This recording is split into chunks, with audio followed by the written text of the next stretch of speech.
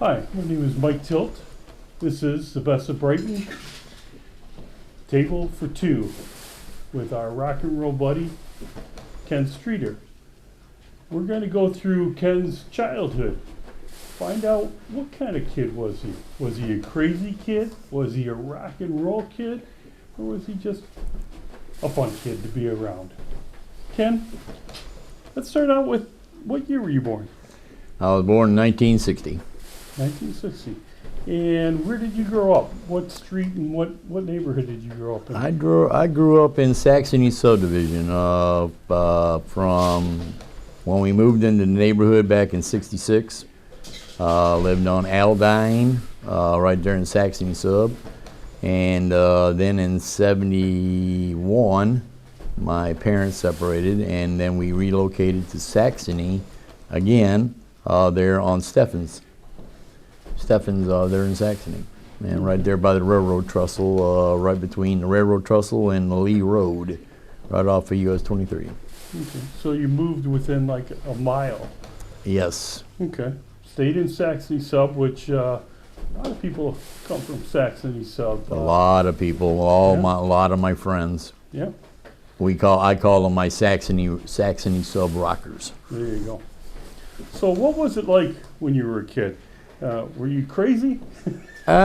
There up until the separation between mom and dad. I was pretty much laying low, maintaining. After the divorce, mom kicked in the high gear, got 2 or 3 jobs. One of them was over at the Brighton Bowling Alley as a waitress. She got to know Bob Seger through her waitressing days back in the days. Wow. Which was great. I never did get to see Bob in my lifetime, but Bob never lived here. Bob was visiting. Okay.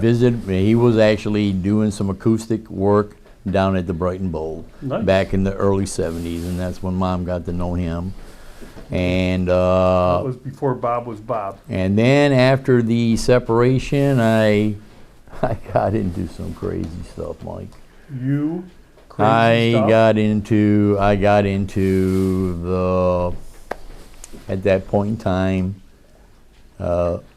all legal, but I'll just leave it at that. Good. And '79, we packed it up, and me, Mom, and my brother Mike, we moved down to Florida, down in Jacksonville, Florida. But other than that, going back to my Saxony days, it was pretty good. I had no complaints. Good I had made childhood. some great childhood. Mom kicked butt. She raised Great. us well. Miss her every day. We lost her in 1960, not 1960, but 2000, when she was 60, to health issues. And I'll just leave it at that. Right. Now, how old were you when they got divorced? I was 11. 11. Okay, so that's tough.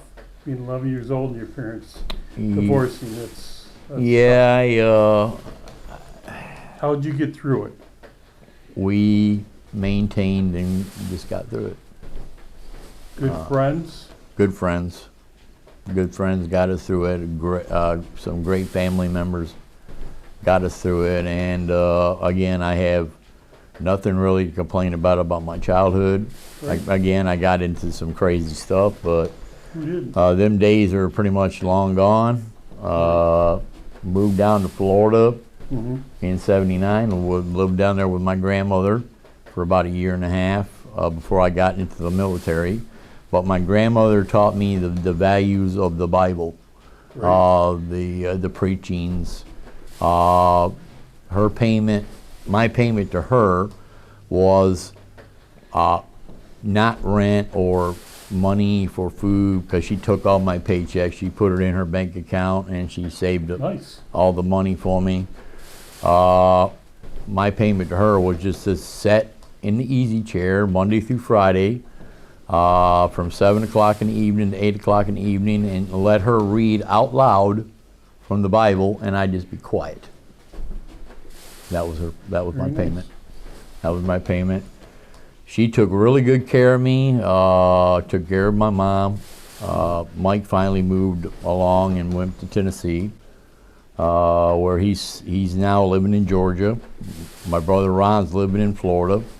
Sister Sherry living in Cincinnati, Ohio. Okay. And she was the one, Sister Sherry was the one that took the time out of her days to make sure that we went out to Chicago and I got my third opinion and found out exactly where I stand right now in life. Okay. So what about the truck driving days? I'm curious as how you got into, Truck driving driving. started out years ago, back in the 80s. I was with Wicks Lumber out of Brighton. oh, okay.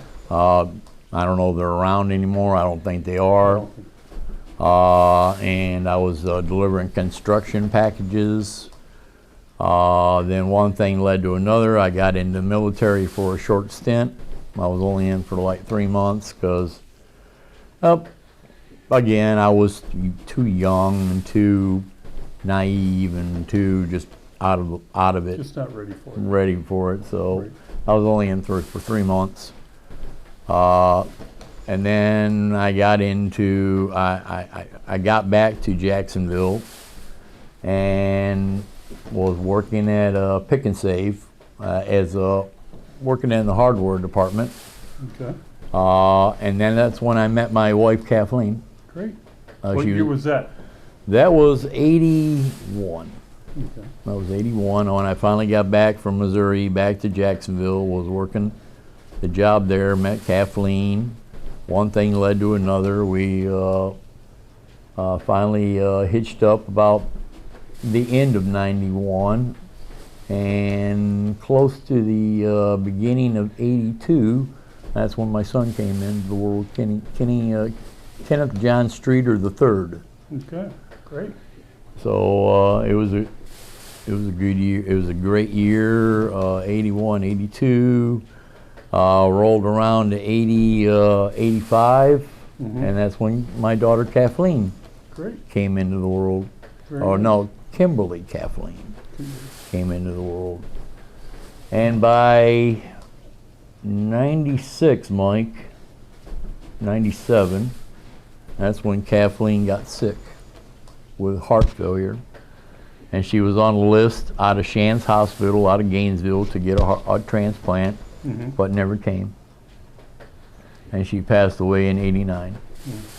Sorry to hear that. So that was my first big loss. That's a tragedy. Big loss. Yes. And that's when I started really getting more involved in the trucking industry. Okay. So that would have been, what, 90? 90, yep. Okay. Yep. And And you've pretty much done that all your life?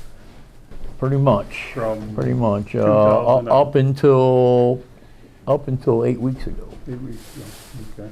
And what company, if you Oh don't my mind God, saying? I could go on and on and on about So you were companies.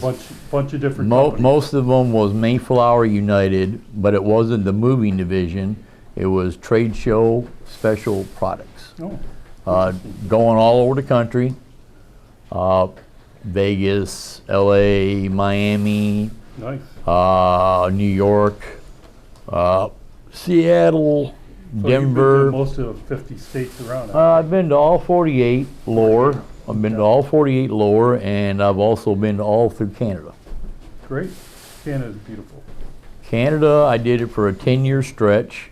Mhm. Nothing personal with the Canadians. They're beautiful people, Yes, they are.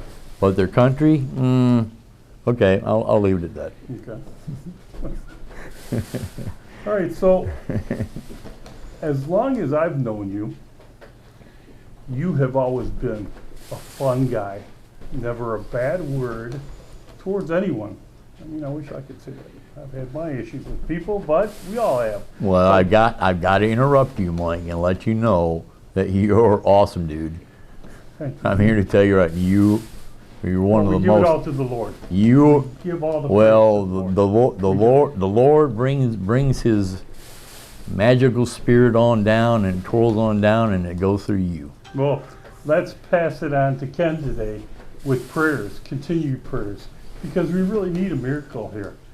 Ken has got cancer that is not treatable, and we need to just keep him in prayer and not give up. None of us want to give up thinking that just because the doctor said you have this a certain amount of time, then that's it, and then we just fade away. Not this rock and roller. This guy is going to be around. He's going to beat this, but he needs you. He needs every single person to have the belief in a miracle, because God will move. He will heal this man, but every single person in that prayer has to be 100% into that prayer and belief in God and Jesus Christ. Well, I just got one thing to say right now. Party on, Wayne. Party on, Garth.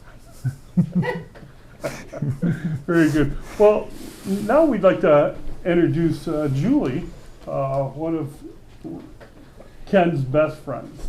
And Julie has been a blessing to many people, including myself.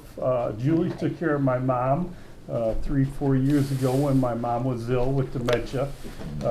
Had a heck of a time finding somebody.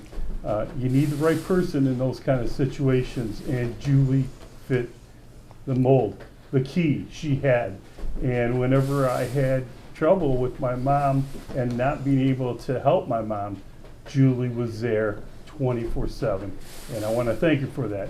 If you know Julie, as I'm sure many of you do, she has been a blessing to so many people, and we want to honor her today, as well as all the people who are in that position of caregiving.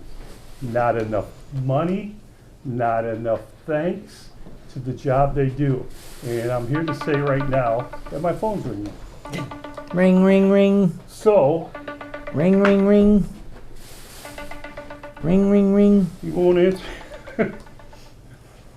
Well, ignore that for now, because we're a little busy here. So as I was saying, please be aware of what's going on in your situations of caregiving, because this girl here is one of the best, and I can't say enough about her. Julie has really shown her love to many people. As for Ken, they have an awesome relationship, and let's turn it over to Julie. Hello, people. Let me introduce you to my bestest, Julie. Hi, bestest. I'm just here because he is my bestest, but I've taken care of many people in my days here. And I would just like to say prayers are very much needed every day. I pray daily. I love everybody. I pray for all my people out there needing this type of love and care. And I hope that all of us can just see what it can bring in God's name. Amen. And I want to, Amen. and I'd like to thank Mike also for giving me the chance to care for his mother. And his mom meant the world to me. And Ken does too. Amen. And I just want to say, please pray. And out of all the posts and out of all the responses that I've gotten Many. over many times through Facebook and through others, I just want to say thank you for your continued prayers and thoughts, and the power of rock and roll will see us through. Amen. Rock and roll. Because I'm going to fight for my right To party. All right. That was That was beautifully said. And as we all have talked about, that we do need a miracle, and let us continue to pray. A lot of you have responded in prayer. Over 1,000 posts yesterday that were viewed on Ken. And just keep the prayers coming. Never stop, and never stop believing. This is Mike Tilt with Julie and Ken Streeter, signing off for now. Hi, I'm Mark Shea, and this is Body by Mark. Here we do a complete line of repairs, collision repairs, anything at all that happens in an accident, we can fix it. We also do restoration repairs, and there's not a lot of shops around here that do it. We're working on a 2009 Jeep Wrangler. It's a TJ, and we are replacing a frame rail, which is very common on these. If you need an estimate, I'll even come to your house and do it for you. Big Cheese Productions is automobilia at its finest with unbeatable prices, hard to find pieces, and museum quality restorations. They offer a wide range of products such as gas pumps, signs, fiberglass statues, automobilia, neon globes, and much more. Turn your establishment into a showroom today. Check out Big Cheese Productions at bigcheesepetro.com, preserving history one piece at a time.